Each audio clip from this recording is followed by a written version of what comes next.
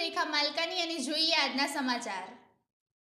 Modasa rural police station વિસ્તારના ફરેડી ગામે શીણાવાડથી ફરેડી road ઉપરથી ભારતીય બનાવટની વિદેશી દારૂ તથા હ્યુન્ડાઈ ક્રેટા ગાડી મળી કુલ કિંમત ₹8,67,240ના મુદ્દામાલ સાથે પ્રોહી ગણનાપાત્ર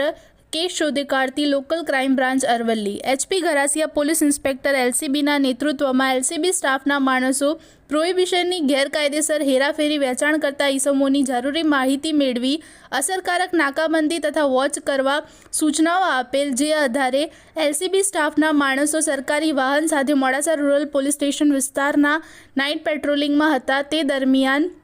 હ્યુન્ડાઈ ક્રેટા ગાડી નંબર GJ01KU8428ની માં તેનો ચાલક તથા તેની સાથેનો બીજો એક ઈસમ બંને રાજસ્થાનથી ભારતીય બનાવટની ઇંગ્લિશ દારૂનો જથ્થો ભરી શીણાવાડથી ફરેડી ગામ તરફ આવે છે તેવી બાતમી મળતા તે ગાડીને રોકી, ત્યારે ગાડીનો ચાલક અને